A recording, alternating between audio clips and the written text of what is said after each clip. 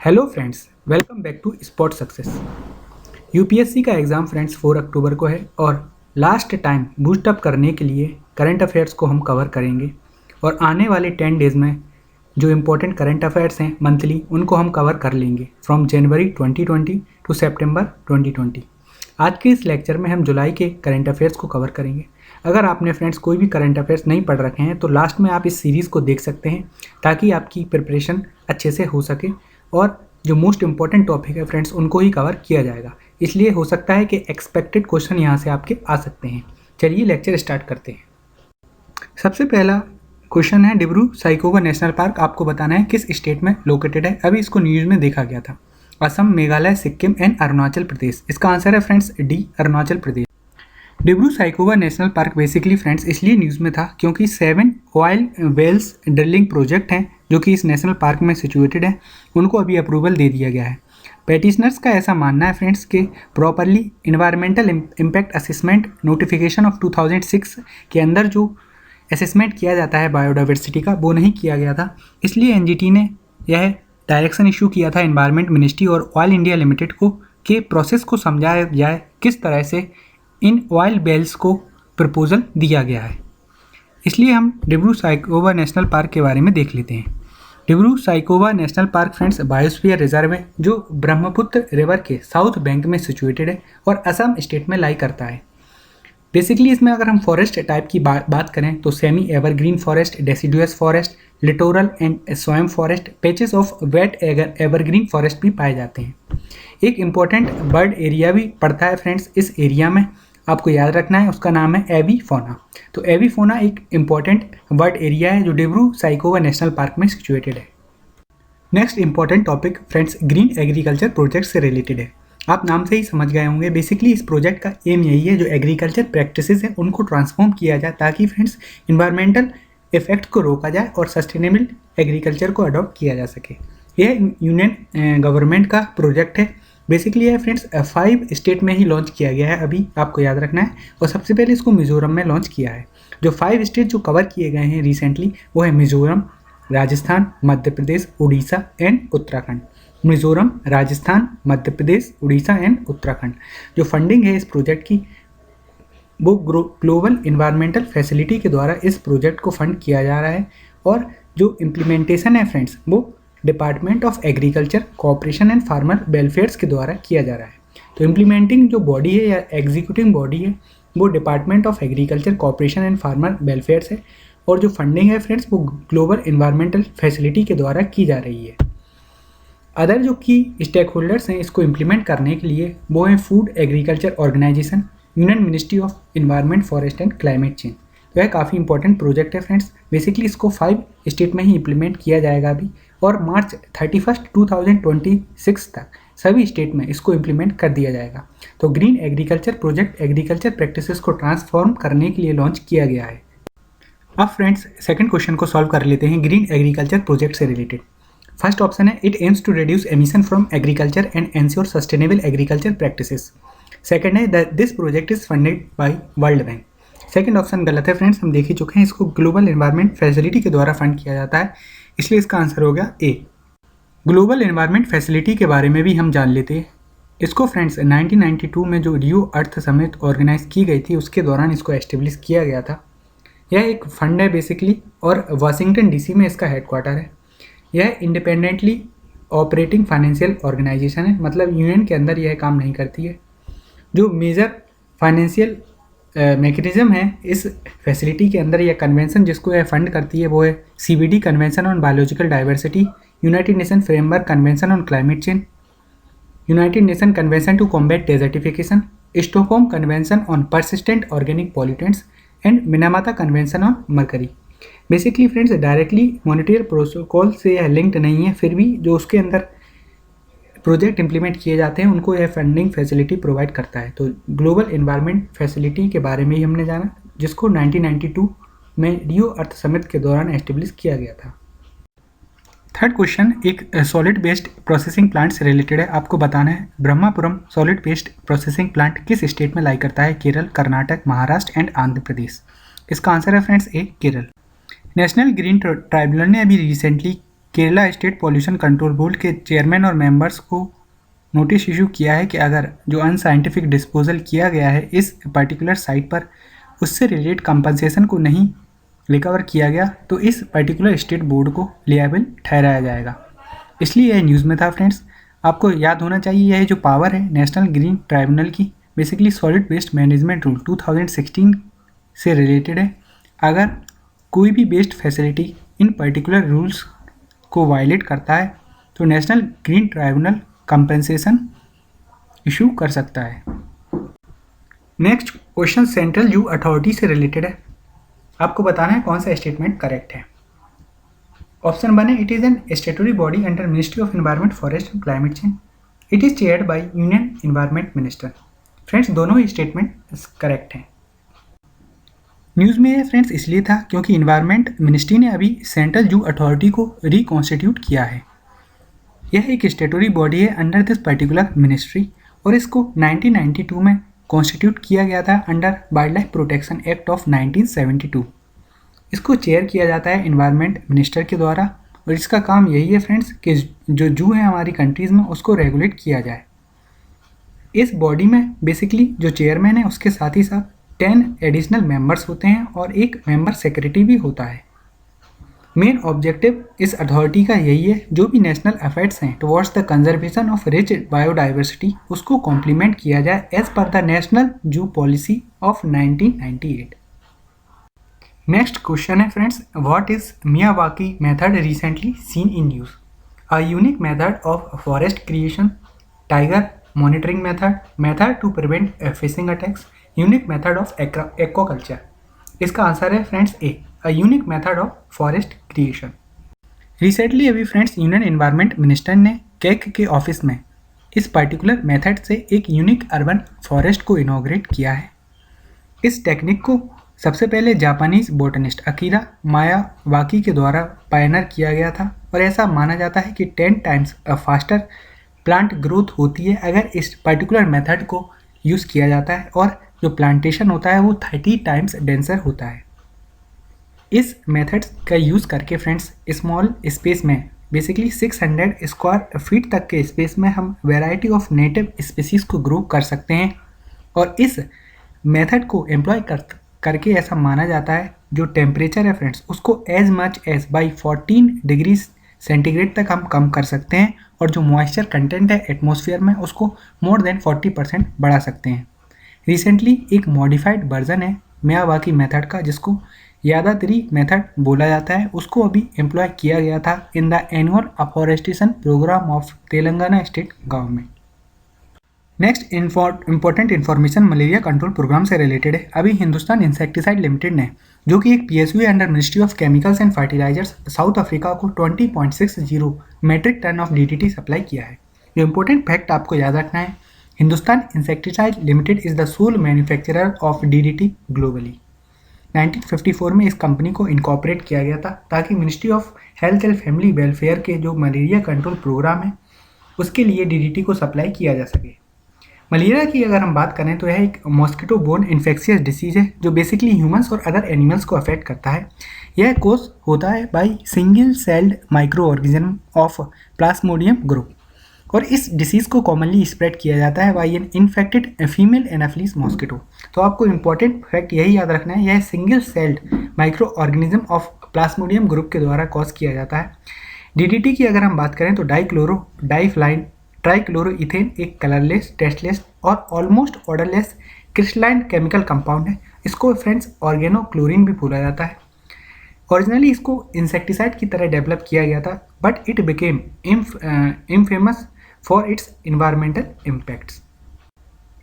तो question number 6 friends malaria से ही related है। आपको बताना है करेक्ट स्टेटमेंट कौन सा है। Malaria is caused by mosquito borne infectious disease that affects humans and other animals. ये तो हमने देखा था friends, it is correct. It is caused by single celled micro organism of Plasmodium group. यह भी हमने देखा है फ्रेंड्स, पैरासाइट जो प्लाज्मोडियम ग्रुप है उसके द्वारा मलेरिया कॉज किया जाता है। It is commonly spread by an infected female anopheles mosquito. यह भी करेक्ट है friends. Dichlorodiphenyl trichloroethane is use to control malaria. यह भी हमने देखा है।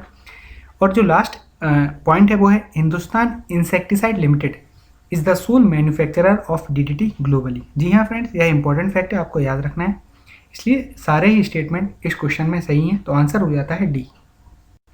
Question number 7 friends, basically spacecraft और कंट्री से रिलेटेड है। आपको बताना है कौन सा मिशन किस कंट्री से रिलेटेड है।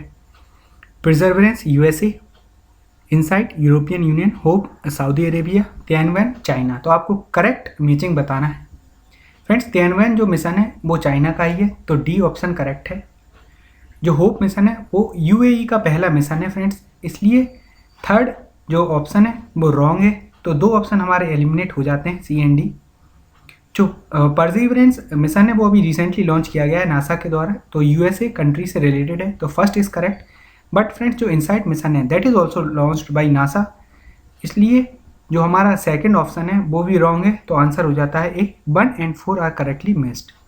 यह फ्रेंड्स इंपॉर्टेंट क्वेश्चन हो जाता है because of Mars launching season, जो हर एक 26 मंथ में अकर करता है, जब मार्स और अर्थ सबसे क्लोजेस्ट डिस्टेंस पर होती हैं, और तभी जो स्पेस एजेंसीज हैं मार्स से रिलेटेड मिशंस को लॉन्च करती हैं। ऐसा ही एक मार्च लॉन्चिंग सीजन अभी जुलाई 2020 में देखा गया है, और इसी का फ़ायदा लेते हुए इस ईयर जुलाई 2020 में 3 स्पेस मिशंस को लॉन्च किया गया था। वन इज़ होप मिशन जो UAE ने लॉन्च किया है, नेक्स्ट इज चाइना की जो स्पेस एजेंसी है उसने तियानवेन 1 लॉन्च किया है, और US ने फ्रेंड्स मार्स 2020 या परसिवरेंस नाम से एक स्पेस मार्स मिशन लॉन्च किया है। बेसिकली ऐसा एक्सपेक्ट किया जा रहा है कि यह जो 3 मिशंस लॉन्च किए गए हैं वो फरवरी 2021 तक मार्स में अराइव करेंगे। सबसे पहले हम होप मिशन के बारे में देख लेते हैं। इसको 90 जुलाई 2020 पर लॉन्च किया गया था, और UAE पहली अरब कंट्री बन गई है जिसने फर्स्ट प्लेनेटरी साइंस मिशन को लॉन्च किया है। इसको फ्रेंड्स जापान से लॉन्च किया गया था with the help of Japanese H-11A rocket. यह एक जॉइंट प्रोजेक्ट है between UAE, university of Colorado, university of California, Arizona state university, and जो यह जो मिशन है इसको असेंबल किया गया था at the university of Colorado. Basically इस मिशन में फ्रेंड्स ऑर्बिटर को लॉन्च किया गया है, इसलिए मार्स के जो एटमॉस्फेयर और क्लाइमेट में चेंजेस हैं उसको स्टडी किया जाएगा। और इस मिशन के थ्रू एक इम्पॉर्टेंट फैक्ट आपको याद रखना है, यह पता लगाया जाएगा कि why Mars is losing out oxygen and hydrogen into the space, and what are the other possible reason behind its drastic climate changes. तो बेसिकली फ्रेंड्स ऑर्बिटर की सहायता से मार्शियन एटमॉस्फेयर और क्लाइमेट को स्टडी किया जाएगा। मार्च लॉन्चिंग सीजन का friends जो सेकंड मार्स मिशन था वो चाइना ने लॉन्च किया था on 23 July 2020 on long March 5 rocket, जिसको फैट 5 नाम से भी जाना जाता है। तियानवेन 1 इसका नाम है फ्रेंड्स।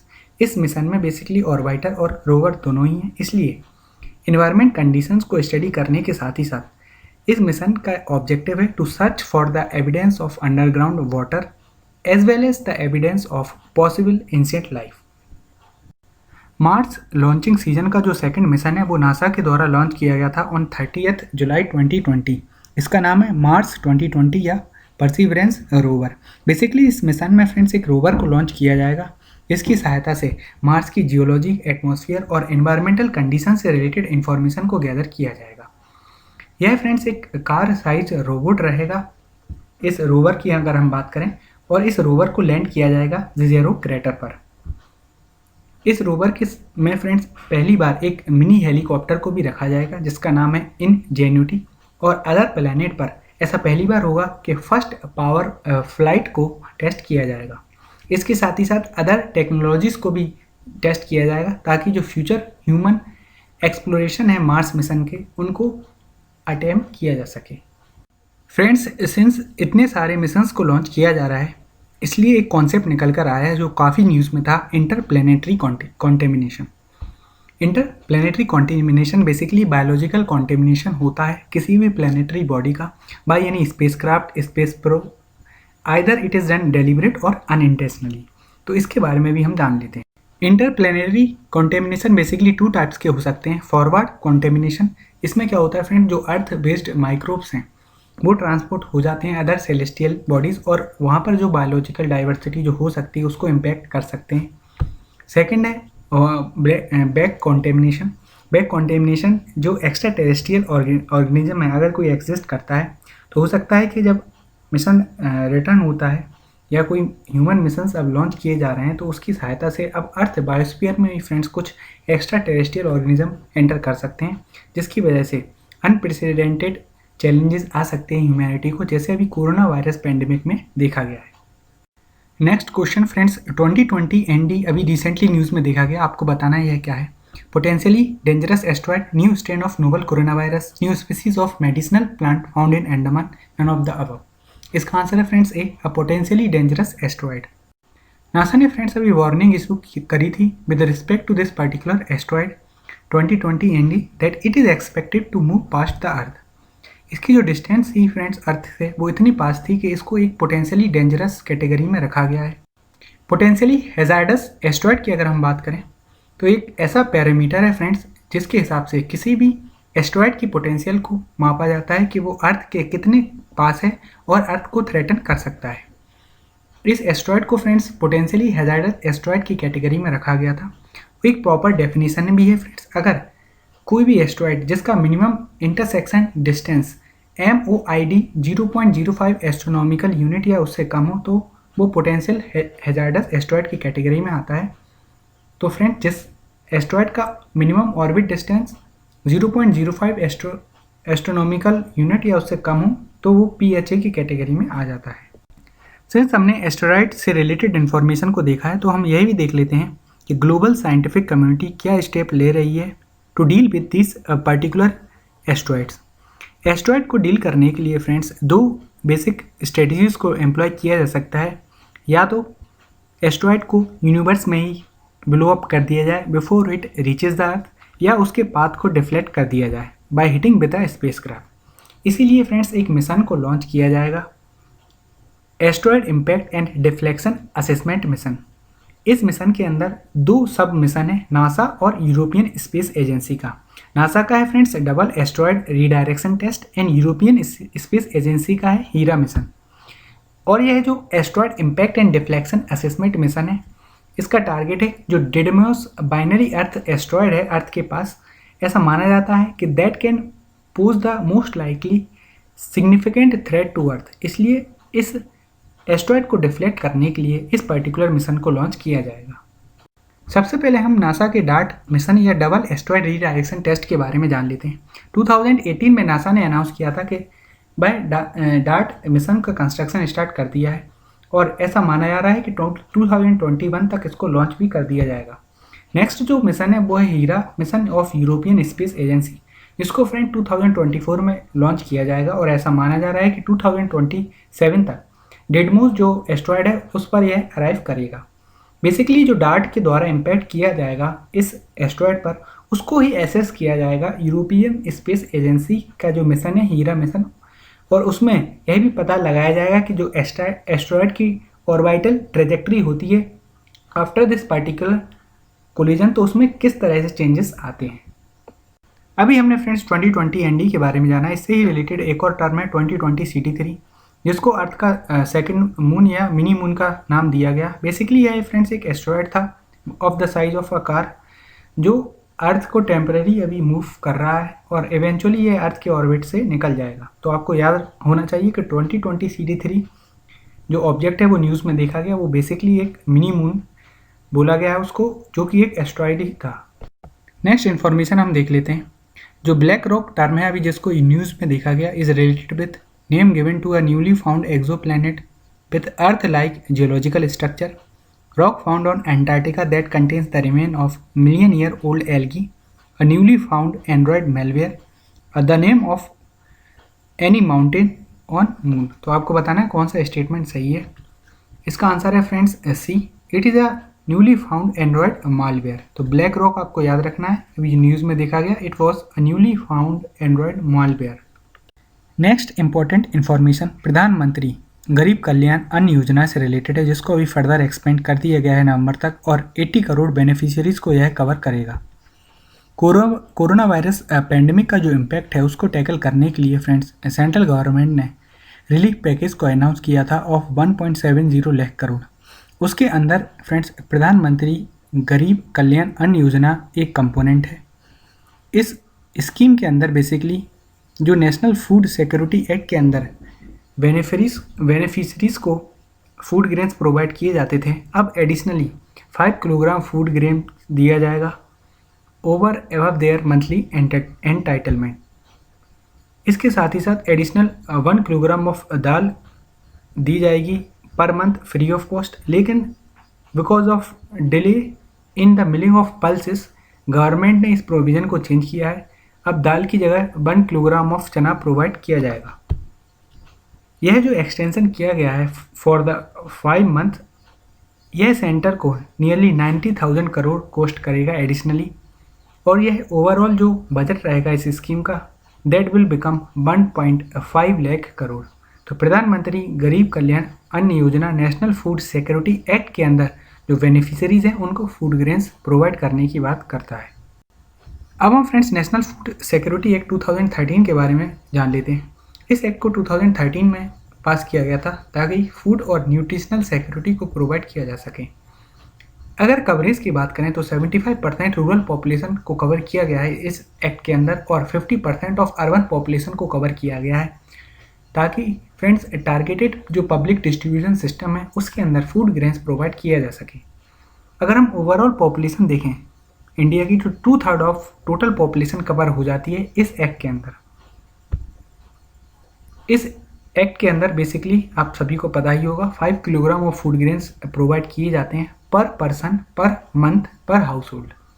और जो अन्नदाता अन्न योजना है मीन्स जो पुअरेस्ट ऑफ पुअर हैं उनके लिए फ्रेंड्स अलग से additional 2 kilogram of food grains provide किया जाता है, मतलब 7 kilogram of subsidise food grains provide किए जाते हैं पर पर्सन पर मंथ पर फैमिली। अगर फ्रेंड्स फूड ग्रेन्स को सप्लाई नहीं किया जाता है तो उसके लिए इस एक्ट के अंदर फूड सिक्योरिटी अलाउंस की भी बात की गई है। वुमेन्स और चिल्ड्रंस के लिए अलग से बेनिफिट प्रोवाइड किए गए हैं नेशनल फूड सिक्योरिटी एक्ट 2013 के अंदर। जो प्रेग्नेंट और लैक्टेटिंग मदर्स हैं उनके लिए फ्रेंड्स सेपरेट मील्स और मैटरनिटी बेनिफिट्स प्रोवाइड किए जाएंगे नियरली 6,000 रुपीज़। लेकिन ये कंडीशन है friends, this particular money will be provided only up to 2 children. जो एल्डेस्ट वुमेन रहेगी हाउस होल्ड की of the age of 18 years friends उसको हेड माना जाएगा जब राशन कार्ड इशू किया जाएगा। अगर चिल्ड्रन की बात करें तो 14 ईयर्स के चिल्ड्रन तक को कवर किया गया है इस एक्ट के अंदर। उनको न्यूट्रिशन मील्स मिल सके as per the prescribed nutritional standard. अब आपको इस क्वेश्चन को सॉल्व करना है, नेशनल फूड सिक्योरिटी एक्ट से रिलेटेड है। Food grains to Antyodaya Anna Yojana household are given under this act. Under national food security act 2/3 of the rural population are provide subsidised food grains. आपको correct statement बताना है। अभी हमने देखा था friends, जो poorest of poor household हैं उनको 7 kilogram of subsidised food grains provide किया जाता है under this particular act only, और स्कीम का नाम है वो है अन्नदाता अंत्योदय अन्न योजना। तो पहला स्टेटमेंट तो करेक्ट है। सेकेंड स्टेटमेंट फ्रेंड्स रॉन्ग है। हमने देखा था कि 75% ऑफ रूरल पॉपुलेशन को कवर किया गया है और 50% ऑफ अर्बन पॉपुलेशन को कवर किया गया है। लेकिन अगर हम टोटल बात करें तो टोटल 2/3 ऑफ इंडियन पॉपुलेशन को कवर किया गया है, इसलिए सेकंड स्टेटमेंट रॉन्ग हो जाता है। तो इसका आंसर है ए। नेक्स्ट क्वेश्चन है फ्रेंड्स, ऑडिट ऑनलाइन जो एप्लीकेशन है वो किस मिनिस्ट्री के द्वारा डेवलप किया गया है? ऑडिट ऑनलाइन एप्लीकेशन किस मिनिस्ट्री के द्वारा डेवलप किया गया है? Ministry of finance, NITI Aayog, ministry of Panchayati Raj, Reserve Bank of India. इसका आंसर है friend C, ministry of Panchayati Raj. Panchayat funds को ऑडिट करने के लिए मिनिस्ट्री ऑफ पंचायती राज ने पहली बार ऐसी कुछ एप्लीकेशन को लॉन्च किया है जिसमें friends nearly 20% of the total estimated जो 2.5 लाख ग्राम पंचायत है हमारी कंट्री में, उनसे रिलेटेड जो फंड है उनको ऑडिट किया जाएगा और यह फाइनेंशियल ईयर 2019-20 में किया जाएगा। तो पहला जो फाइनेंशियल ईयर है 2019-20 का, उसमें 20% ऑफ एस्टिमेटेड ग्राम पंचायत को कवर किया जाएगा। इसमें फ्रेंड्स जो ऑडिट ऑनलाइन एप्लीकेशन है यह online as well as offline audit को फैसिलिटेट करता है ताकि फ्रेंड्स ट्रांसपेरेंसी और अकाउंटेबिलिटी को इंश्योर किया जा सके related to the utilisation of fund. और नेक्स्ट फाइनेंशियल ईयर है जो 2020-21, फिर फ्रेंड्स सभी 2.5 लाख ग्राम पंचायत को कवर कर दिया जाएगा इस पर्टिकुलर ऐप के अंदर। ऑडिट ऑनलाइन जो ऐप है यह एक ओपन सोर्स एप्लीकेशन है जिसको friends E panchayat mission mode project के अंदर डेवलप किया जाएगा as a part of panchayat enterprises suite. और यह जो E panchayat mission mode project है वो मिनिस्ट्री ऑफ पंचायती राज के द्वारा ही एस्टेब्लिश किया गया था। Next important information friends app से रिलेटेड है। अभी आपने सुना होगा कि इंडियन गवर्नमेंट ने काफ़ी सारी चाइनीज़ ऐप को बैन कर दिया है। बेसिकली यही जो स्टेप है फ्रेंड्स, इससे पहले ministry of electronics and information technology ने डिजिटल भारत आत्मनिर्भर भारत ऐप इनोवेशन चैलेंज को लॉन्च किया है ताकि जो इंडियन ऐप इकोसिस्टम है उसको इम्प्रूव किया जा सके। इसी इनोवेशन चैलेंज के अंदर फ्रेंड्स इन ऐप्स को बैन किया जा रहा है। जो चैलेंज है that has been launched in partnership with Atal innovation mission and NITI Aayog. इस चैलेंज के अंदर फ्रेंड्स इंडियन जो स्टार्टअप्स हैं उनको इंसेंटिवाइज किया जाएगा ताकि वर्ल्ड क्लास ऐप्स को क्रिएट किया जा सके और मेक इन इंडिया और आत्मनिर्भर भारत इनिशिएटिव्स को फर्दर सपोर्ट मिल सके। तो डिजिटल इंडिया आत्मनिर्भर भारत ऐप इनोवेशन चैलेंज के अंदर इंडियन स्टार्टअप्स को इंसेंटिवाइज किया जाएगा। इस चैलेंज के अंदर बेसिकली 8 कैटेगरीज में ऐप्स को लॉन्च किया जाएगा। यह आपको याद रखना है फ्रेंड्स, 8 कैटेगरीज में ऐप्स को लॉन्च किया जाएगा। E learning, office utilities, work from home, gaming, business, entertainment, news, health and wellness and social networking. इस चैलेंज को फ्रेंड्स बेसिकली 2 ट्रैक्स की सहायता से इम्प्लीमेंट किया जाएगा। पहला है कि जो एग्जिस्टिंग ऐप्स हैं उनको ही प्रमोट किया जाए और नेक्स्ट है friends development of new apps. जो ट्रैक बने हैं या प्रमोशन ऑफ एग्जिस्टिंग ऐप, जो इंडिया की ऑलरेडी ऐप्स हैं उनको आइडेंटिफाई किया जाएगा जो बेस्ट ऐप्स हैं और उनको फ्रेंड्स वर्ल्ड लेवल पर स्केल अप किया जाएगा और यह मिशन मोड के थ्रू इम्प्लीमेंट किया जाएगा इन अराउंड अ मंथ। जो ट्रैक 2 है फ्रेंड्स उसमें डेवलपमेंट किया जाएगा न्यू ऐप्स का और इस ट्रैक 2 के अंदर जो इंडियन स्टार्टअप्स एंटरप्रेन्योर्स हैं या कंपनीज हैं उनको एनकरेज किया जाएगा ताकि फ्रेंड्स डिफरेंट एप्लीकेशंस को रोल आउट किया जा सके और यह जो ट्रैक 2 है इसको लॉन्गर कोर्स के लिए लॉन्च किया जाएगा। चलिए अब इस क्वेश्चन को सॉल्व कर लीजिए। Atmanirbhar Bharat app innovation challenge से रिलेटेड है। The challenge has been launched by ministry of science and technology. The challenge aim to promote existing app. आपको करेक्ट स्टेटमेंट बताना है। हमने अभी देखा था कि ministry of electronics and information technology ने इस पर्टिकुलर चैलेंज को लॉन्च किया है, तो पहला स्टेटमेंट रॉन्ग हो जाता है। The challenge aim to promote existing app, यह फ्रेंड्स सही है। 2 बेसिकली ट्रैक को लॉन्च किया गया है, promotion of existing app and development of new apps, तो इसका आंसर हो जाता है B, only 2 is correct. Next important information MG NREGA से रिलेटेड है। यह काफ़ी न्यूज़ में था because of the labour migration, तो आपको करेक्ट स्टेटमेंट बताना है। एम्प्लॉयमेंट अंडर मनरेगा is a legal entitlement. MG NREGA has a provision for unemployment allowance. इसका आंसर है friends C, both of them are correct. मनरेगा स्कीम को हम डिटेल से डिस्कस कर लेते हैं। इस स्कीम के अंदर बेसिकली लीगल गारंटी प्रोवाइड की गई है for 100 days of employment in every financial year और यह जो एम्प्लॉयमेंट है फ्रेंड्स किसी भी रूरल हाउस होल्ड के एडल्ट मेंबर को प्रोवाइड किया जाता है इफ़ ही और she is willing to do public work related unskilled manual work. इस स्कीम के अंदर बेसिकली ड्यूरेबल एसेट्स को क्रिएट किया जाता है ताकि एनवायरनमेंट को प्रोटेक्ट किया जा सके और जो रूरल वुमेन है उनको भी एम्पावर किया जाए और जो माइग्रेशन देखा जाता है रूरल टू अर्बन एरियाज उसको रिड्यूस किया जा सके ताकि हम सोशल इक्विटी को बनाए रखें। तो मनरेगा की अगर हम बात करें तो लीगल गारंटी प्रोवाइड करता है for 100 days of employment. MNREGA work की फ्रेंड्स सोशल ऑडिटिंग भी मैंडेटरी है ताकि अकाउंटेबिलिटी और ट्रांसपेरेंसी को इंश्योर किया जा सके। अगर फ्रेंड्स वर्क को प्रोवाइड नहीं किया जाता है with in 15 days of applying तो अनएम्प्लॉयमेंट अलाउंस की भी बात की गई है, इसलिए MNREGA is an legal entitlement. Employment friends 5 kilometre के एरिया में प्रोवाइड की जाने चाहिए ऑफ एन एप्लीकेंट रेजिडेंस और मिनिमम वेजेस भी प्रिस्क्राइब की गई हैं। अगर फ्रेंड्स डिस्टेंस 5 किलोमीटर से ज़्यादा है तो extra wage has to be paid. इस स्कीम को basically ministry of rural development monitor करता है और इम्प्लीमेंट भी करता है in association with state government. Next important information friend Rajasthan government की गाइडलाइन से रिलेटेड है। अभी national commission for protection of child rights ने गाइडलाइंस के रिस्पॉन्स में अभी नोटिस इशू किया है राजस्थान गवर्नमेंट को। राजस्थान गवर्नमेंट की जो गाइडलाइंस है बेसिकली जो प्राइवेट स्कूल्स में एडमिशन्स होते हैं क्लास 1 से पहले यानी प्री प्राइमरी क्लासेस, उनसे रिलेटेड है। राजस्थान गवर्नमेंट ने अभी गाइडलाइंस इशू किया था कि प्राइवेट स्कूल्स को जो 25% इकोनॉमिकली वीकर सेक्शंस हैं उनके लिए जो रिजर्वेशन प्रोवाइड किया जाता है 25%, प्राइवेट स्कूल्स को फ्रेंड्स एग्जेम्प्ट कर दिया गया था राजस्थान गवर्नमेंट के द्वारा in the upcoming academic session 2020-21। और यह राजस्थान गवर्नमेंट ने बोला था कि जो राइट टू एजुकेशन एक्ट है फ्रेंड्स, वो सिर्फ क्लास 1 से एबव अप्लाई होता है, ना कि प्री प्राइमरी क्लासेस। इसलिए यह इम्पोर्टेंट इन्फॉर्मेशन हो जाती है। राइट टू एजुकेशन एक्ट की अगर हम बात करें तो 86 कॉन्स्टिट्यूशनल अमेंडमेंट में जो फंडामेंटल राइट बनाया गया है एजुकेशन को, उसको इम्प्लीमेंट करने के लिए इस पर्टिकुलर एक्ट को एनेक्ट किया गया है। इस पर्टिकुलर अमेंडमेंट के अंदर आर्टिकल 21A ऐड किया गया था और जो चिल्ड्रंस है बिटवीन 6 to 14 ईयर्स उनको फ्री एंड कंपलसरी एजुकेशन का प्रावधान किया गया था। इसी एक्ट के अंदर फ्रेंड्स 25% रिजर्वेशन की बात की गई है for economically weaker section student in government aided private school.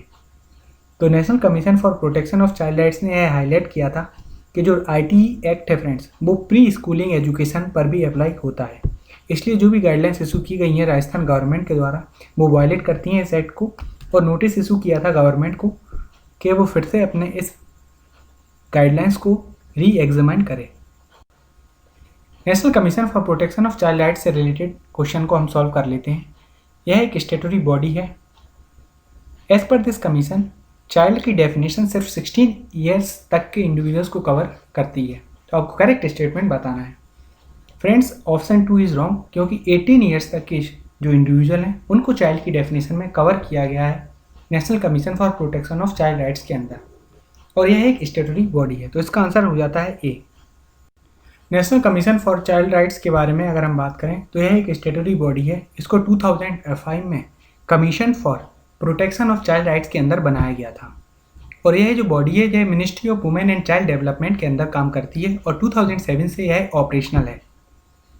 इसका काम क्या है फ्रेंड्स, जो एक्ट है उसके मैंडेट को पूरा करना इसका काम है। मीन्स जो भी पॉलिसीज़ हैं, प्रोग्राम्स हैं या एडमिनिस्ट्रेटिव मैकेनिज्म है that are in agreement with child rights, ऐसे चाइल्ड राइट्स जो कॉन्स्टिट्यूशन ऑफ इंडिया या United nation convention on rights of child के अंदर एंश्राइंड है। तो जो भी कोई एक्टिविटीज़ ली जाती है गवर्नमेंट के द्वारा, तो वो चाइल्ड राइट्स से कंसोनेंस में होना चाहिए। इस कमीशन के अनुसार फ्रेंड्स जो डेफिनेशन है चाइल्ड की, that includes person up to the age of 18 years. तो आपको यही याद रखना है that it works under the ministry of women and child development. यह एक स्टेटरी बॉडी है और 18 ईयर्स तक के चिल्ड्रंस को चाइल्ड कंसीडर किया गया है। Next information agriculture infrastructure fund से रिलेटेड है। आपको करेक्ट स्टेटमेंट बताना है। एग्रीकल्चर इंफ्रास्ट्रक्चर फंड एक सेंट्रल सेक्टर स्कीम है। सेकंड है agriculture infrastructure fund provides interest subvention as well as credit guarantee, मतलब जो ब्याज की दर है उनमें छूट प्रोवाइड की जाती है एग्रीकल्चर इंफ्रास्ट्रक्चर फंड्स के अंदर, और क्रेडिट गारंटी की भी बात की गई है। फ्रेंड्स, दोनों ही स्टेटमेंट करेक्ट हैं। चलिए हम इस फंड के बारे में डिटेल से जान लेते हैं। यूनियन कैबिनेट ने फ्रेंड्स अभी रिसेंटली अप्रूवल दिया है एक न्यू सेंट्रल सेक्टर स्कीम जिसका नाम है एग्रीकल्चर इंफ्रास्ट्रक्चर फंड। इस फंड को बेसिकली 10 ईयर्स के टाइम पीरियड में इम्प्लीमेंट किया जाएगा। तो यह आपको याद रखना है। इस स्कीम का जो टाइम पीरियड है वो फाइनेंशियल ईयर 2020 से लेकर फाइनेंशियल ईयर 2029 तक है। इस एग्रीकल्चर इंफ्रास्ट्रक्चर फंड को बेसिकली जो 20 लाख करोड़ का स्टिमुलस पैकेज अनाउंस किया गया है कोविड-19 क्राइसिस से डील करने के लिए, उसका ही यह पार्ट है। एग्रीकल्चर इंफ्रास्ट्रक्चर फंड के फीचर्स की बात करें, जो कि सेंट्रल सेक्टर स्कीम है, इसके अंदर medium to long term debt financing facility provide की जाएगी ताकि इन्वेस्टमेंट किया जा सके पोस्ट हार्वेस्ट मैनेजमेंट इंफ्रास्ट्रक्चर में, और साथ ही साथ कम्युनिटी फार्मिंग एसेट्स में भी इन्वेस्ट किया जा सके।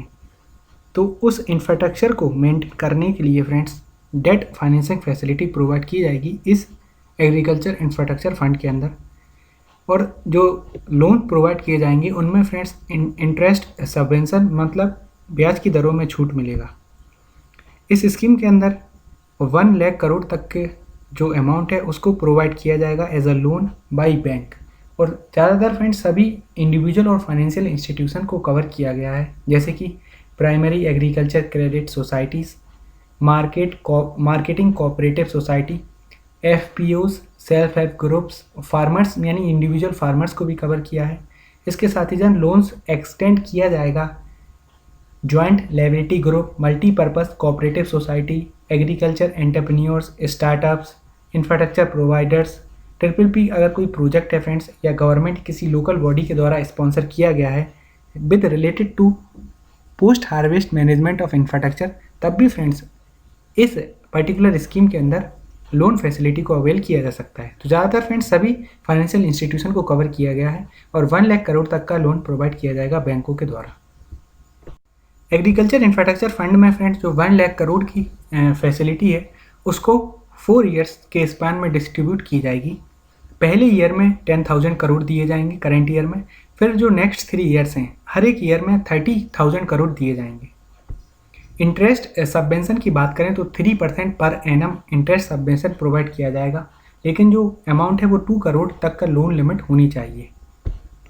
और यह जो सबवेंशन है फ्रेंड्स वो मैक्सिमम 7 ईयर्स तक अवेल की जा सकती है। जो एग्रीकल्चर इंफ्रास्ट्रक्चर फंड की टाइम पीरियड है वो 10 ईयर्स तक है फ्रेंड्स, 10 ईयर्स तक इसको इम्प्लीमेंट किया जाएगा। क्रेडिट गारंटी की अगर हम बात करें फ्रेंड्स तो जो एलिजिबल बोरोवर्स हैं उनको क्रेडिट गारंटी फैसिलिटी प्रोवाइड की जाएगी under the scheme of credit guarantee fund trust for MSME. वो जो लोन अमाउंट है वो तो हम देख ही चुके हैं, 2 करोड़ तक की लिमिट में यह क्रेडिट गारंटी और इंटरेस्ट सबवेंशन प्रोवाइड किया जा रहा है। इसकी जो फीस होगी फ्रेंड्स वो गवर्नमेंट ही पे करेगी।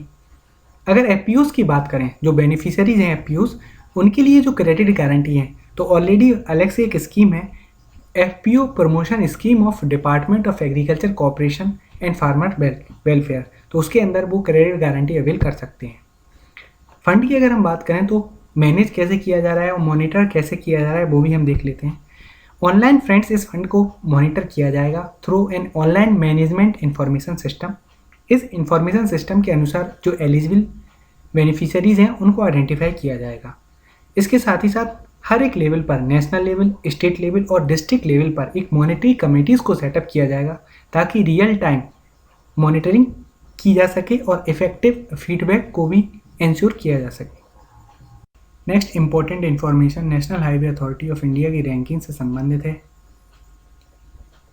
क्वालिटी ऑफ नेशनल हाईवे को इम्प्रूव करने के लिए national highway authority of India जो मिनिस्ट्री ऑफ रोड ट्रांसपोर्ट के अंदर वर्क करती है उसने अनाउंस किया है कि अभी सेपरेट परफॉर्मेंस असेसमेंट और रैंकिंग की जाएगी सभी हाईवेज़ की हमारी कंट्रीज़ में।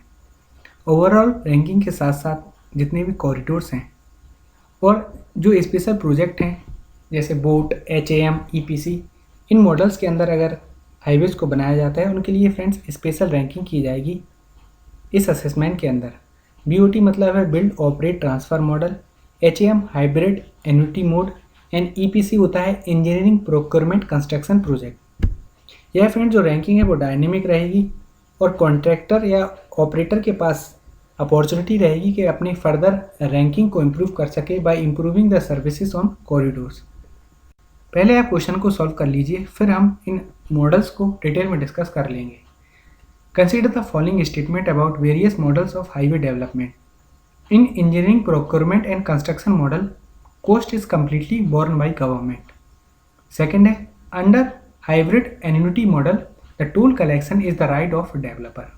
आपको करेक्ट स्टेटमेंट बताना है फ्रेंड्स। सेकंड स्टेटमेंट रॉन्ग है। जो हाइब्रिड एन्युटी मॉडल है the toll collection is not the right of developer, बल्कि गवर्नमेंट के द्वारा टोल को कलेक्ट किया जाता है। और जो पहला स्टेटमेंट है वो सही है फ्रेंड्स। इंजीनियरिंग प्रोक्योरमेंट और कंस्ट्रक्शन मॉडल में जो कॉस्ट है पहले गवर्नमेंट के द्वारा कम्प्लीटली वॉन की जाती है, तो इसका आंसर है ए, ओनली वन इज करेक्ट। सबसे पहले हम build operate and transfer model के बारे में बात कर लेते हैं। यह एक PPP मॉडल है for infrastructure project specially road project. इस एन्युटी के अंदर फ्रेंड्स डेवलपर पहले हाईवे प्रोजेक्ट को बिल्ड करता है, फिर उसको ऑपरेट करता है फॉर अ स्पेसिफाइड ड्यूरेशन, उसके बाद फ्रेंड्स ट्रांसफ़र कर दिया जाता है गवर्नमेंट के पास। तो इसलिए इस मॉडल का नाम है build operate and transfer annuity model. Government friends basically जो पेमेंट है वो स्टार्ट करती है after the commercial launch of operation. Next model है engineering procurement and construction model. इस मॉडल की यह बात है फ्रेंड्स कि जो कॉस्ट है वो गवर्नमेंट के द्वारा ही कम्प्लीटली वॉन की जाती है। गवर्नमेंट इंजीनियरिंग एक्सपर्टाइज के लिए प्राइवेट सेक्टर को इन्वॉल्व करती है और इसके लिए बिडिंग की जाती है। जो रॉ मटेरियल्स का प्रोक्योरमेंट है या कंस्ट्रक्शन जो कॉस्ट आती है फ्रेंड्स, वो गवर्नमेंट के द्वारा ही मेट की जाती है। डिफ़िकल्टी इस मॉडल में यही है फ्रेंड्स कि जो हाई फाइनेंशियल बर्डन होता है वो गवर्नमेंट पर लाई करता है। तो engineering procurement and construction model की अगर हम बात करें तो कॉस्ट है वो कम्प्लीटली गवर्नमेंट के द्वारा बॉन्ड की जाती है। और इंजीनियरिंग में फ्रेंड्स जो एक्सपर्टाइज है उसमें प्राइवेट प्लेयर्स को इंक्लूड किया जाता है, बल्कि build operate and transfer model में जब गवर्नमेंट के पास प्रोजेक्ट बन के कम्प्लीटली ट्रांसफ़र हो जाता है तब गवर्नमेंट पेमेंट स्टार्ट करती है। नेक्स्ट है फ्रेंड हाइब्रिड एन्युटी मॉडल। यह जो मॉडल है वो मिक्स है फ्रेंड्स बीओटी यानी बिल्ड ऑपरेट ट्रांसफ़र और engineering procurement and construction model का। इस मॉडल में बेसिकली जो पेमेंट है वो पहले या बाद में स्टार्ट नहीं होती है, बल्कि गवर्नमेंट एनुअल बेसिस पर 40% cost up to the period of 5 years government contribute करती है।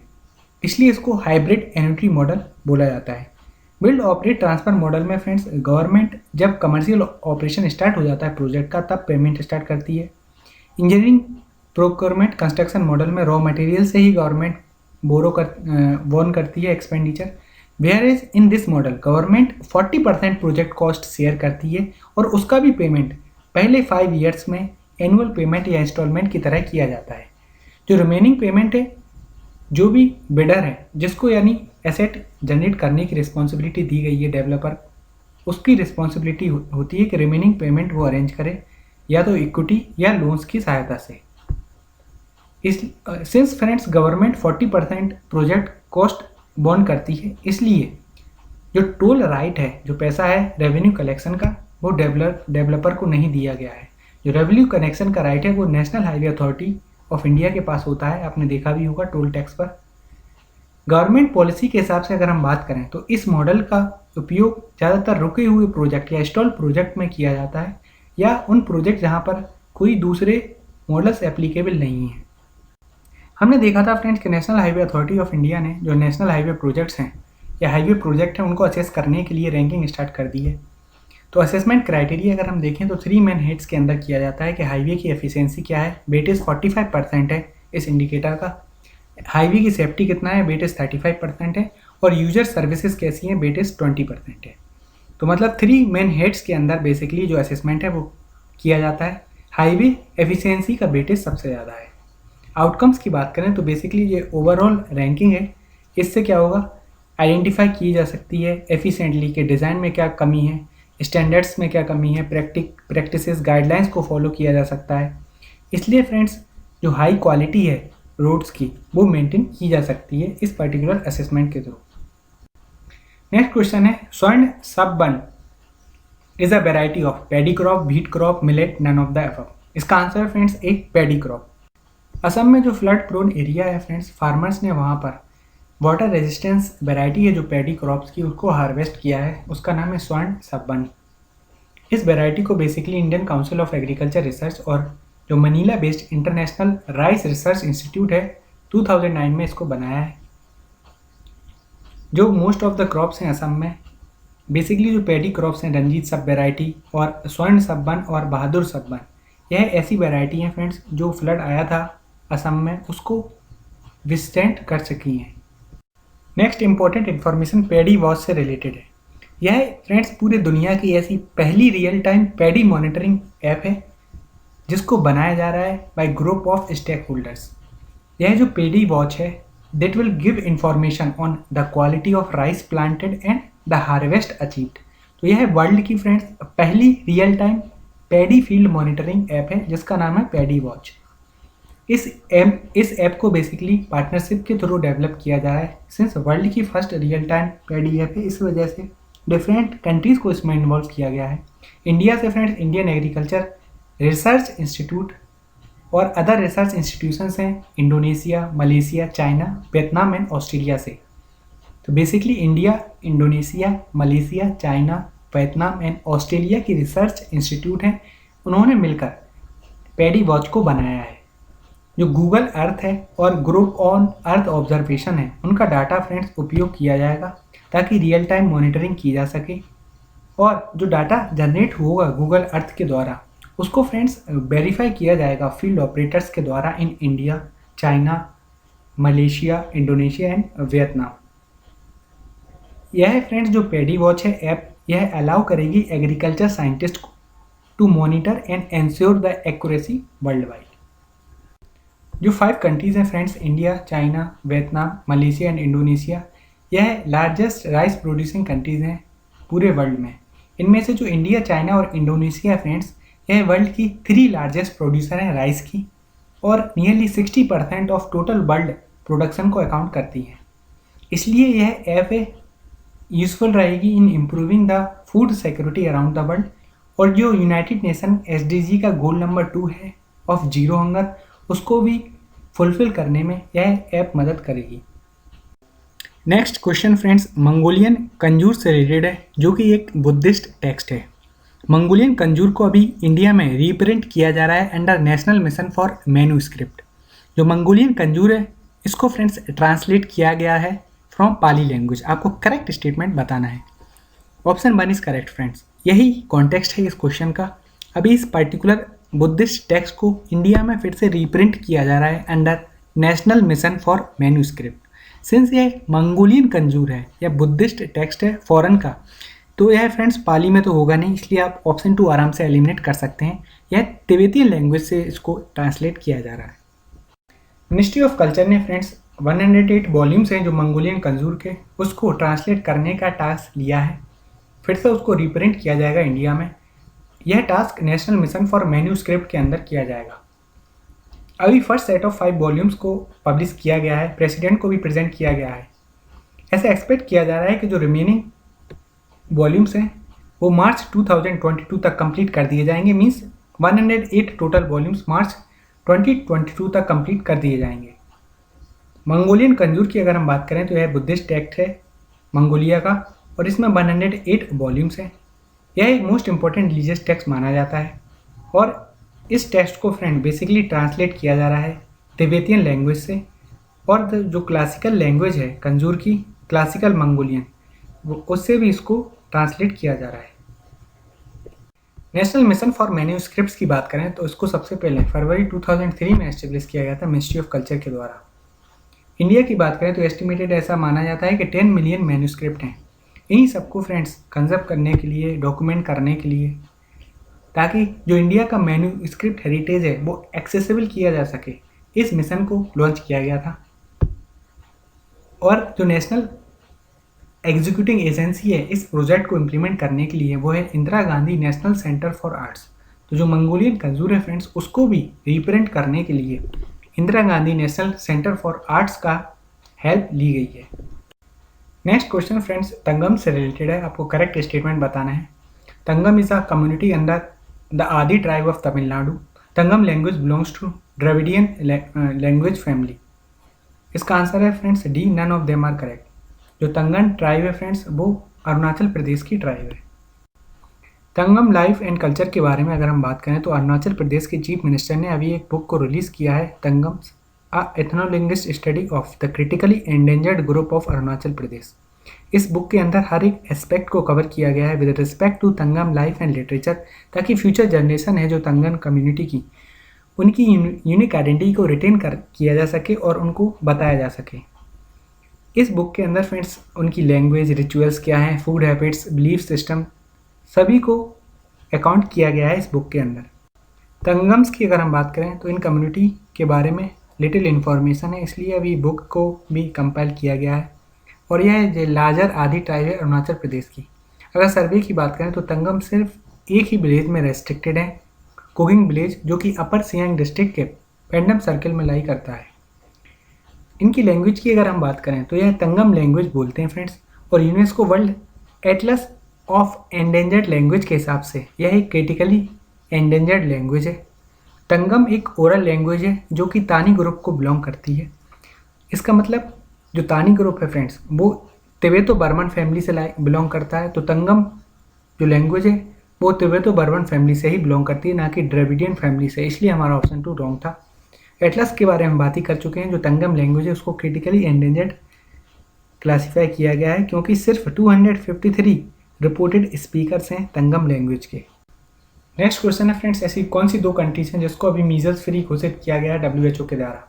India, Sri Lanka, Sri Lanka, Maldives and Bangladesh, Bhutan and India. इसका आंसर है friends B, Sri Lanka and Maldives को अभी मीजल्स फ्री डिक्लेयर किया गया है WHO के द्वारा।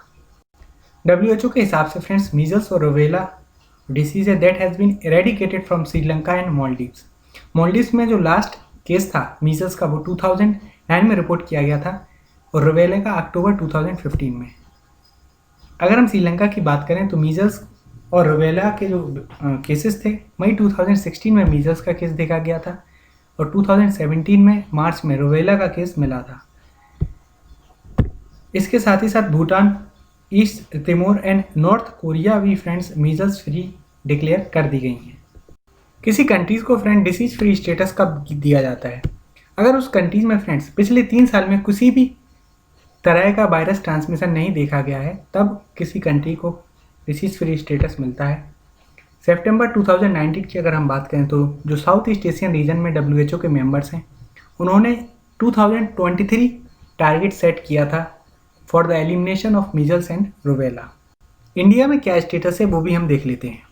मई 2018 और अप्रैल 2019 के बीच में अगर हम बात करें तो इंडिया में 47,000 नियरली मीजल्स के केसेस पाए गए हैं और 1,263 रूबेला के केसेस देखे गए हैं। इंडिया की अगर हम बात करें तो यूनिवर्सल इम्यूनाइजेशन प्रोग्राम के अंदर मीजल्स एंड रूबेला वैक्सीन को दिया जाता है ताकि मीजल्स और रूबेला को टैकल किया जा सके। और 2017 में फरवरी में इंडिया ने पूरे दुनिया का सबसे लार्जेस्ट मीजल्स रूबेला कैंपेन को लॉन्च किया था, जिसके अंदर नियरली 410 मिलियन चिल्ड्रंस को वैक्सीनेशन प्रोवाइड की जाएगी in the age group of 9 months to 15 years. तो 9 मंथ्स से और 15 ईयर्स तक के बीच के बच्चों को मीजल्स और रूबेला की वैक्सीन प्रोवाइड की जाएगी। और यह जो मीजल्स रूबेला कैंपेन है इसको 2017 में लॉन्च किया गया था और यह वर्ल्ड्स का लार्जेस्ट कैंपेन है। मीजल्स और रूबेला फ्रेंड्स दोनों ही हाईली कॉन्टेजियस वायरल डिसीज हैं और नॉर्मली डायरेक्ट कॉन्टैक्ट और एयर के थ्रू यह पास हो जाते हैं, इसलिए यह हाईली कॉन्टेजियस डिसीज़ है। आपको यह याद रखना है कि दोनों ही वायरल डिसीज़ हैं। जो मीजल्स है वो रेस्पिरेटरी ट्रैक्ट को इन्फेक्ट करता है और पूरी बॉडी में स्प्रेड हो जाता है। जो मीजल डिसीज़ है फ्रेंड्स यह एक ह्यूमन डिसीज़ है, अभी तक एनिमल्स में कोई भी इसके सिम्टम्स नहीं देखे गए हैं। रूबेला की बात करें तो रूबेला भी फ्रेंड्स एक वायरल इन्फेक्शन है। ज़्यादातर फ्रेंड्स इस इन्फेक्शन में माइल्ड फीवर और रैसेस देखे जाते हैं चिल्ड्रन और एडल्ट्स में, और अगर प्रेगनेंसी के दौरान यह इन्फेक्ट करता है तो इन्फेक्शन हो जाता है स्टिल बर्ड्स या कंजेंशियल रूबेला सिंड्रोम। जो टर्म दिया गया है इन्फेंट्स के साथ जो मेल फंक्शनिंग होती है उसको कंजेंशियल रूबेला सिंड्रोम टर्म दिया गया है। रूबेला की बात करें तो यह बेसिकली एयर ड्रॉपलेट्स के थ्रू ट्रांसमिट होता है। ह्यूमन ही फ्रेंड्स अभी ओनली नोन होस्ट है रूबेला वायरस की भी। हमने देखा था फ्रेंड्स कि इंडिया ने 2017 में मीजल्स एंड रूबेला कैंपेन को लॉन्च किया था, जो कि वर्ल्ड्स का लार्जेस्ट कैंपेन है, जिसमें 410 मिलियन चिल्ड्रंस को कवर किया जाएगा under the age of 9 months and 15 years. Global level का अगर हम बात करें तो 2001 में मीजल्स एंड रूबेला इनिशिएटिव को लॉन्च किया गया था। बेसिकली यह एक ग्लोबल पार्टनरशिप है जिसको अमेरिकन रेड क्रॉस के द्वारा लेड किया जाता है। Then comes United Nations Foundation, Center for Disease Control and UNICEF and WHO। इस इनिशिएटिव में फ्रेंड्स बेसिकली यह इंश्योर किया जाता है कि no children dies from measles और born with this particular syndrome. इस इनिशिएटिव के अंदर कंट्रीज़ को प्लानिंग या फंड या मेजर्स प्रोवाइड किए जाते हैं ताकि फ्रेंड्स मीजल्स और रूबेला को स्टॉप किया जा सके। नेक्स्ट क्वेश्चन है फ्रेंड्स, जो वर्ल्ड्स लॉन्गेस्ट सबसी पावर केबल है अभी किन 2 कंट्रीज़ के बीच में उसको बनाया जाएगा? Germany and Denmark, France and Germany, France and UK and Denmark. इसका आंसर है friends D, UK and Denmark के बीच में वर्ल्ड्स की लॉन्गेस्ट सबसी पावर केबल बनाई जाएगी। नेक्स्ट है फ्रेंड्स, जो iconic UNESCO world heritage site है हैगिया सोफिया, वह न्यूज़ में थी। आपको बताना है किस कंट्री में लोकेटेड है? Turkey, Saudi Arabia, Iraq and ओमन। इसका आंसर है फ्रेंड्स ए, टर्की। नेक्स्ट क्वेश्चन है फ्रेंड्स, जो first ever military communication satellite है एनासिस 2 उसको किसने लॉन्च किया है? North Korea, south Korea, Iran and Turkmenistan. इसका आंसर है फ्रेंड्स बी, साउथ कोरिया ने अपनी first ever military communication satellite को लॉन्च किया है जिसका नाम है एनासिस सेकंड। साउथ कोरिया ने friends first ever military communication satellite को लॉन्च किया है। यह जो मिलिट्री सैटेलाइट है उसका नाम है एनासिस सेकंड और एम है कि कंट्री की एबिलिटी को एनहेंस किया जाए to defend itself against it neighbour North Korea. जो लॉन्च है एनासिस सेकंड का, इससे साउथ कोरिया 10th कंट्री पूरी वर्ल्ड में बन चुकी है जिसकी खुद की मिलिट्री कम्युनिकेशन सैटेलाइट है। इस सैटेलाइट को बेसिकली जो प्राइवेट ऑपरेटर है स्पेस एक्स उसके द्वारा लॉन्च किया गया था। Next question friend Malabar exercise से रिलेटेड है। आपको बताना है Malabar is a trilateral military exercise between India, US and Japan. The annual Malabar series began in 1992 as a bilateral exercise between India and USA. Correct statement आपको बताना है friends, both the statement are correct. अभी यह trilateral military exercise है India, US, Japan के बीच में। Japan ने फ्रेंड्स 2015 में ही ज्वाइन किया था। पहले ये 1992 में सबसे पहले बिगेन हुई थी बिटवीन इंडिया एंड यूएसए। हम डिस्कस कर ही चुके हैं फ्रेंड्स। मालाबार एक्सरसाइज एक नेवल एक्सरसाइज है जो कि यूएस, जापान और इंडिया के बीच में है। ओरिजिनली ये 1992 में स्टार्ट हुई थी as a bilateral exercise between India and US. अब यह ट्राइलेटरल एक्सरसाइज हो चुकी है और 2015 में जापान ने ज्वाइन किया था। नेक्स्ट क्वेश्चन है फ्रेंड्स, एशियन डेवलपमेंट बैंक का जो वाइस प्रेसिडेंट है अभी किसको अपॉइंट किया गया है on the recommendation of Indian government? Diwakar Gupta, Sunil Arora, Chandrachud Singh and Ashok Lavasa. इसका आंसर है friends D, Ashok Lavasa. Asian Development Bank ने अभी जो इलेक्शन कमिश्नर थे अशोक लवासा, उनको वाइस प्रेसिडेंट अपॉइंट किया है on the recommendation of Indian government. इससे पहले friends Diwakar Gupta vice president रह चुके हैं एशियन डेवलपमेंट बैंक के, जिनका टेन्यूर 31 अगस्त को एंड हो जाएगा और उसके बाद अशोक लवासा को फ्रेंड्स अपॉइंट किया जाएगा।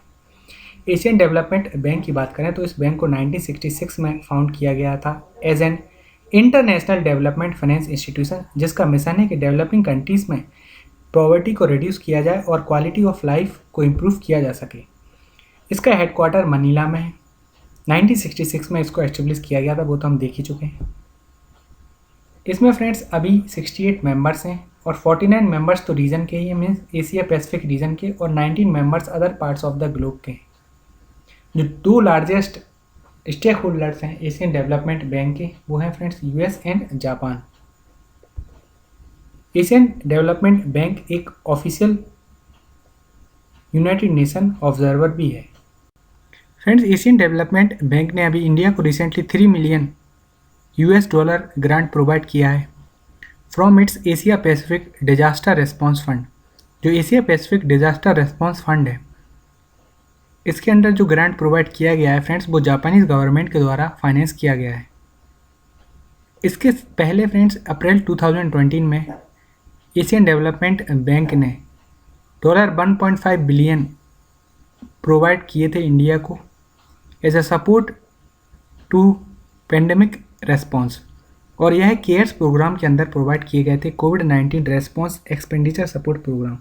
तो आपसे क्वेश्चन यही पूछा जा सकता है कि केयर्स प्रोग्राम के अंदर इंडिया को किस बैंक ने सब फंडिंग प्रोवाइड की थी? तो एशियन डेवलपमेंट बैंक ने। नेक्स्ट फ्रेंड एक्सीलरेट विज्ञान स्कीम से रिलेटेड टॉपिक है। इस स्कीम को Science and Engineering Research Board ने लॉन्च किया है। इस स्कीम के थ्रू फ्रेंड बेसिकली इंडिया में साइंटिफिक रिसर्च और साइंटिफिक मैन पावर को एनकरेज किया जाएगा।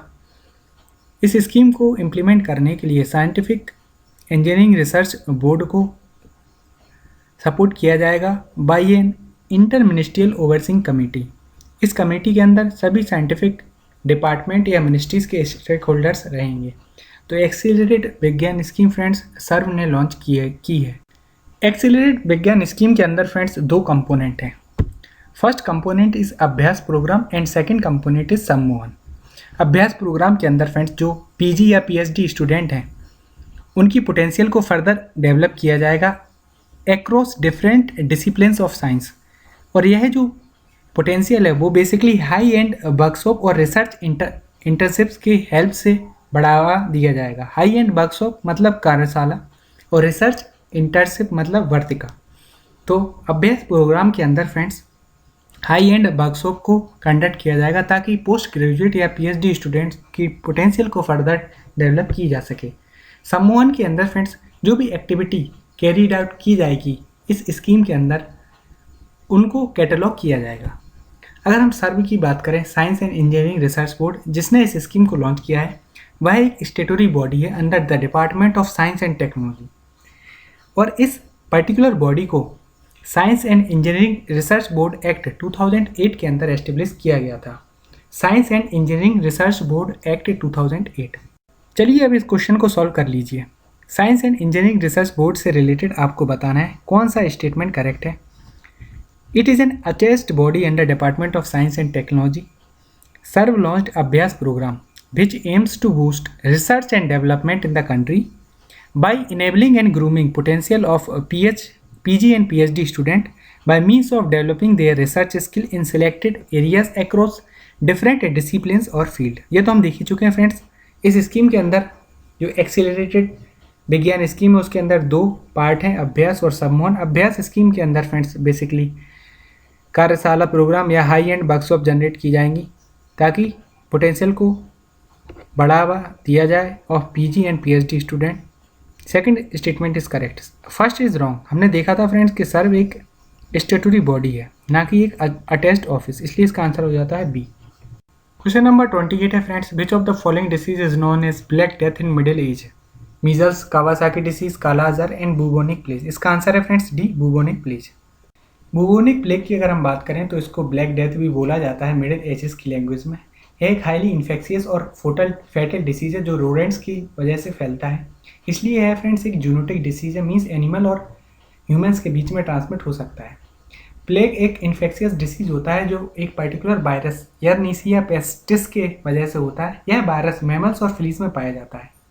जो डिसीज है वो एनिमल्स से ट्रांसमिट हो जाता है फ्लीज में, और फ्रेंड्स फ्लीज से यह ह्यूमंस में भी ट्रांसमिट हो सकता है, इसलिए यह जूनोटिक बैक्टीरिया है। कावासाकी डिसीज़ को अभी फ्रेंड्स न्यूज़ में देखा गया क्योंकि कोविड-19 से जो भी चिल्ड्रन इन्फेक्टेड थे उनमें भी सेम सिम्टम्स देखे गए जो कि कावासाकी डिसीज़ की वजह से होते हैं। कावासाकी डिसीज़ एक सिंड्रोम है जिसका अभी तक कोई कॉज पता नहीं है, लेकिन फ्रेंड्स फीवर ज़्यादातर देखा जाता है, इन्फ्लेमेशन हो जाता है ब्लड वेसल्स का, और जो चिल्ड्रंस रहते हैं under the 5 years of age उनको यह डिसीज़ मेनली इफेक्ट करता है। इसमें फ्रेंड जो ब्लड वेसल्स हैं वो इन्फ्लेम्ड हो जाती हैं। यह एक रेयर डिसीज़ है और अभी तक ऐसा कोई केस नहीं मिला है कि बिटवीन 2 पीपल यह डायरेक्टली ट्रांसमिट हुआ हो। Therefore it does not spread between 2 people. Next question friends, G4 flu virus से रिलेटेड आपको करेक्ट स्टेटमेंट बताना है। G4 फ्लू वायरस एक न्यूली इमर्ज स्ट्रेन है इन्फ्लुएंजा वायरस का जो कि मेनली चाइनीज चिकन को इन्फेक्ट करता है and has potential of triggering a pandemic. It is reported that this particular new strain has descended from H5N7 strain जो कि responsible था for the 2009 swine flu pandemic. 3 friends, it is also responsible found that G4 strain has the capability of binding to human type receptors. Correct statement हमको बताना है। अगर हम second statement friend ध्यान से पढ़ें तो इस न्यू स्ट्रेन की जो बात हो रही है G4 वायरस की, यह H1N1 स्ट्रेन से डिसेंड हुआ है और H1N1 ही फ्रेंड्स जो स्ट्रेन था that was responsible for swine flu pandemic. अगर आपको H1N1 के बारे में पता होता तो आप इस क्वेश्चन को आराम से सॉल्व कर सकते थे, तो इसका आंसर आ जाएगा C, only third statement is correct. Scientist from China ने अभी एक न्यूली रिसर्च कंडक्ट की है, उसमें एक न्यू स्ट्रेन ऑफ वायरस के बारे में बताया, influenza virus, that is G4 flu virus. यह वायरस मेनली चाइनीज पिग्स को इन्फेक्ट कर रहा है और साइंटिस्ट ने ऐसा रिपोर्ट किया है कि यह जो न्यू स्ट्रेन है वायरस का, it has descended from H1N1 strain जो कि रिस्पॉन्सिबल था 2009 स्वाइन फ्लू पेंडेमिक। और ऐसा फाउंड किया गया है जो G4 स्ट्रेन है that has the capability of binding to human type receptor. ऐसा ही फ्रेंड्स कैपेबिलिटी SARS-CoV-2 के वायरस में देखी गई है जो बाइंड करता है ह्यूमन रिसेप्टर्स जिसका नाम है ACE2। वीवो डिप्लोमेसी आपको बताना है किस से रिलेटेड है। Foreign embassies to direct communicate with people of China, Chinese policy to increase is presence in African region, group of countries against China South China Sea aggression, US policy to support Hong Kong independence. इसका answer है friends A, foreign embassies to direct communicate with people of China. Weibo diplomacy की बात करें तो यह friends एक term related है with foreign embassies communicating on Chinese social media. ऐसी फॉरेन एम्बेसी जो चाइनीज़ सोशल मीडिया की सहायता से आपस में कनेक्ट करती हैं, चाइना से कनेक्ट करती हैं, उनको हम वीवो डिप्लोमेसी नाम से जानते हैं। बेसिकली अभी 59 जो चाइनीज़ ऐप बैन करी थी गवर्नमेंट ने, उसके साथ ही साथ जो प्राइम मिनिस्टर नरेंद्र मोदी की जो चाइनीज़ माइक्रो ब्लॉगिंग वेबसाइट थी साइना वीवो, उनको उन्होंने क्विट किया है। इसी वजह से यह टर्म काफ़ी न्यूज़ में था, वीवो डिप्लोमेसी। यह टर्म बेसिकली 2015 में ज़्यादातर न्यूज़ में था, जब पहली बार माइक्रो ब्लॉगिंग वेबसाइट को इंडियन प्राइम मिनिस्टर के द्वारा यूज़ किया गया था to communicate with the people of China before his first visit as a prime minister. तो Weibo diplomacy is a term related to foreign embassies communicating on Chinese social media. Next है friends जो Stickney, लोविस्काई, Roche and grill drag जो craters हैं किस planetary body से संबंधित हैं? Moon, Mars, Phobos and Venus. इसका आंसर है फ्रेंड्स बी, मार्स। अभी मार्स ऑर्बिटर मिशन की सहायता से जो ऑनबोर्ड मार्स कलर कैमरा है फ्रेंड्स, उसने फोबोस जो मार्स का बिगेस्ट मून है उसकी इमेजेस को सेंड किया है। ऐसा माना जाता है कि Phobos is made up of carbonaceous chondrites. यह पर्टिकुलरली मेटेलिक रॉक्स हैं जिससे मार्स का सरफेस बना हुआ है। उस इमेज में फ्रेंड्स स्टिंकी नाम दिया गया है लार्जेस्ट क्रेटर को। इसके साथ ही साथ अदर क्रेटर भी देखे गए हैं उस इमेज में, जिसका नाम दिया गया है लोविस्काई, रोचे एंड ग्रिल ड्रैग। इसलिए यह इंपॉर्टेंट हो जाता है क्योंकि इंडिया के रेस्पेक्ट से यह काफ़ी इंपॉर्टेंट है Mars orbiter mission. Mars orbiter mission के बारे में भी हम जान लेते हैं। इसको सबसे पहले 5 नवंबर 2013 को लॉन्च किया गया था इसरो के द्वारा। इसको फ्रेंड्स मंगलयान के नाम से भी जाना जाता है और यह मार्स को 24 सितंबर 2014 से ही ऑर्बिट कर रहा है। यह इंडिया का पहला इंटरप्लैनेटरी मिशन था और इसरो फ्रेंड्स ऐसी 4th स्पेस एजेंसी बन गई थी जो मार्स पर पहुंच चुकी है आफ्टर रसिया की space agency Roscosmos, NASA and European space agency. और इंडिया फ्रेंड्स ऐसा फर्स्ट एशियन नेशन बन चुका है जो मार्सियन ऑर्बिट तक पहुंच चुका है। इंडिया ने फ्रेंड्स यह अपने पहले ही अटैम्प्ट में हासिल किया था और ऐसा करने वाला पूरे वर्ल्ड में इंडिया ऐसा फर्स्ट नेशन ही है जिसने अपने मेडन अटैम्प्ट में मार्स के ऑर्बिट में एंटर किया है। यह जो मिशन था सिर्फ 450 करोड़ का मिशन था। सिंस फ्रेंड्स ऑर्बिटर की बात हो रही है तो मार्सियन सरफेस और मिनरल कंपोजिशन को स्टडी किया जा रहा है इस ऑर्बिटर मिशन के सहायता से। इसके साथ ही साथ फ्रेंड्स एटमॉस्फेयर में जो मीथेन का परसेंटेज है उसको भी एवेल्यूएट किया जा रहा है। मार्स ऑर्बिटर मिशन की बात करें तो इसमें 5 साइंटिफिक इंस्ट्रूमेंट हैं। Lyman alpha photometer, methane sensor for Mars, Mars exospheric neutral composition analyser, Mars colour camera जो तो हम देख ही चुके हैं जिसने अभी फोबोस की इमेज भेजी है, थर्मल इंफ्रारेड इमेजिंग स्पेक्ट्रोमीटर। तो है फ्रेंड्स 5 साइंटिफिक इंस्ट्रूमेंट है जो मार्स ऑर्बिटर पर ऑन बोर्ड है। तो आपको इसकी टाइमलाइन भी याद होनी चाहिए। 5 नवंबर 2013 को इसको लॉन्च किया गया था और 2014 में यह मार्स ऑर्बिट में एंटर कर चुका था और इंडिया फर्स्ट कंट्री है फ्रेंड्स पहले ही प्रयास में यह अचीव करने के बाद। Arad and Carmel recently seen in news are Israeli assault rifle, Indian submarine and aircraft carrier, US warship deployed in South China Sea, submarine deployed by China in Indian Ocean. इसका answer है friends D, Israeli assault rifles. Friends ये Israeli assault rifle है, फिर भी हम क्यों पढ़ रहे हैं? क्योंकि इनको अभी इंडिया में डेवलप किया जा रहा है, इंडिया में ही मैन्युफैक्चर किया जा रहा है। यह जो असॉल्ट वेपन है they are produced under make in India initiative, इसलिए यह इंपॉर्टेंट हो जाता है।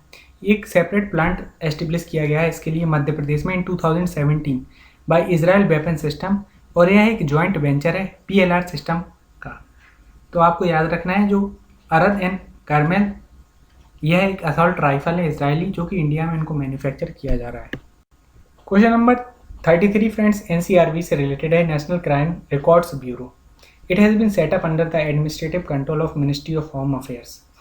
It function as the national store house of fingerprints record of convicted person. आपको करेक्ट स्टेटमेंट बताना है फ्रेंड, दोनों ही स्टेटमेंट करेक्ट हैं। It has been set up under the control of Ministry of Home Affairs और इसका जो function है it also function as a national store house of fingerprints.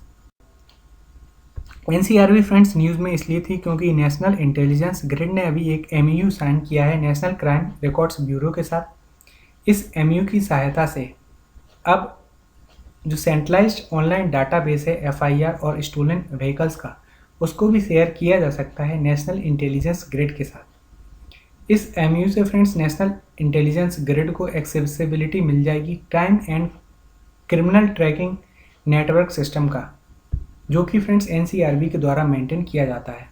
यह जो crime and criminal tracking network system है, यह friends एक ऐसा प्लेटफॉर्म है जो इंडिया के 14,000 पुलिस स्टेशंस को डायरेक्टली कनेक्ट करता है, लिंक करता है। तो crime and criminal tracking network and system के डाटाबेस को अब एक्सेसिबिलिटी मिल जाएगी नेट ग्रिड को। नेट ग्रिड की अगर हम बात करें, नेशनल इंटेलिजेंस ग्रिड, यह एक फ्रेंड्स काउंटर टेररिज्म प्रोग्राम है।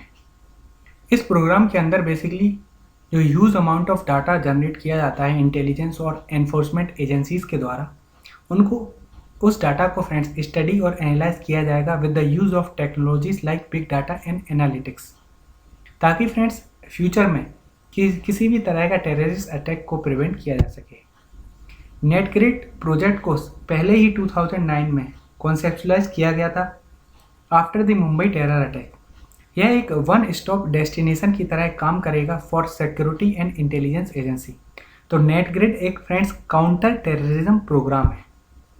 इस प्रोग्राम को 31 दिसंबर 2020 में इम्प्लीमेंट किया जाएगा। एनसीआरबी की अगर हम बात करें तो नेशनल क्राइम रिकॉर्ड्स ब्यूरो को 1986 में सेटअप किया गया था under the administrative control of Ministry of Home Affairs. NCRB का काम है फ्रेंड्स कलेक्ट करना और क्राइम डाटा को एनालाइज करना as per the IPC and special and local laws. इसका हेडक्वार्टर न्यू दिल्ली में है। It also function as a national store house of a fingerprint. इस फिंगरप्रिंट में friends domestic as well as foreign criminals के fingerprints के data को store किया जाता है। Next question friends Economic and social Council से रिलेटेड है, आपको करेक्ट स्टेटमेंट बताना है। It is the principal organ of UN. Second, it is a platform for coordination, policy review, policy dialogue and recommendation on economic and social and environmental issues. Basically जो point 2 है वह इसका function है और point 1 factual information है। It is correct. It is the principal organ of UN. तो इसका answer हो जाता है both of them are correct. अभी recently friends united nation economic and social council की मीटिंग को ऑर्गेनाइज किया गया था। यह एक हाई लेवल डायलॉग रहा on the topic multilateralism after कोविड-19, what kind of UN do we need at the 75th anniversary. India भी फ्रेंड्स पार्टनर था इस डायलॉग का और यह फर्स्ट एड्रेस था हमारे पीएम का since India is elected as a non permanent member of Security Council for this new term 2021 to 2022। Economic and social Council के बारे में अगर हम बात करें, it is one of the six principal organ of United Nation और इसको UN charter 1945 के तहत एस्टेब्लिश किया गया था। अभी करेंटली फ्रेंड्स इसमें 54 मेंबर्स हैं। अगर हम मेंबरशिप की बात करें तो जोग्राफिकल रिप्रेजेंटेशन के आधार पर मेंबरशिप बांटी गई है और अफ्रीका रीजन में फ्रेंड्स सबसे ज़्यादा मेंबर्स हैं। 14 सीट्स अफ्रीका को एलोकेट की गई हैं। Then comes Western Europe and other areas 13। उसके बाद फ्रेंड एशिया को 11 seats, then 10 seats to Latin America and Caribbean areas and 6th seat to Eastern Europe. तो जोग्राफिकल रिप्रेजेंटेशन के आधार पर मेंबरशिप को अलॉट किया गया है, सीट अलॉट की गई हैं और सबसे ज़्यादा सीट्स अफ्रीका रीजन को अलॉट की गई हैं। जो इकोसोक के मेंबर्स हैं 54 फ्रेंड्स, वो 3 ईयर्स टर्म के लिए इलेक्ट किए जाते हैं बाय जनरल असेंबली और जो 4 ऑफ द 5 परमानेंट मेंबर्स हैं सिक्योरिटी काउंसिल के, वो कंटिन्यूसली री इलेक्ट होते हैं हर बार because they provide funding for this organisation. जो डिसीजन है friends they are taken by simple majority vote. तो इकोसोक के जो भी डिसीजन होते हैं वो सिंपल मेजोरिटी वोट से लिए जाते हैं और जो प्रेसिडेंसी होती है इकोसोक की that changes annually. Next question है friends, blue heart campaign is an awareness initiative launched by united nation. यह जो कैंपेन है किससे रिलेटेड है? Promoting organ donation, promoting healthy life style, fighting human trafficking, none of the above. इसका answer है friends C, fighting human trafficking. Blue heart campaign friends अभी recently united nation के द्वारा लॉन्च किया गया है। यह एक ग्लोबल अवेयरनेस कैंपेन है to fight human trafficking and its impact on society. Next question friend, Istanbul convention से रिलेटेड आपको बताना है। Poland has expressed its intention to withdraw from this particular convention. यह कन्वेंशन किससे रिलेटेड है? Violence against women, sex abuse, elimination of nuclear weapon, fight against terrorism. Istanbul convention friends is related to preventing violence against women. तो इसका answer है A. जो Istanbul treaty या convention है that intend to combat violence against women in Europe. लेकिन friends इस treaty में कोई गे राइट्स के बारे में बात नहीं की गई है, इसी वजह से ऐसा क्रिटिसाइज किया जाता है कि दिस प्रमोट्स LGBT आइडियोलॉजी। कुछ रेटिफिकेशंस हैं इस ट्रीटी के अभी इंस्टॉल्ड हैं इन सेवरल यूरोपियन कंट्रीज में। सेवरल यूरोपियन कंट्रीज ने इसको रेटिफाई नहीं किया है, इंक्लूडिंग बल्गेरिया, चेक republic, Hungary, Latvia and Slovakia. अगर हम रसिया की बात करें, it is the member of the council of Europe, और रसिया ने भी फ्रेंड्स इस इस्तांबुल कन्वेंशन को साइन नहीं किया है। Friend, this was our discussion on July 2020 current affairs and this was the part 1। कुछ और टॉपिक्स बचे हुए हैं, उनको हम नेक्स्ट वीडियो में डिस्कस करेंगे। Thank you very much for listening.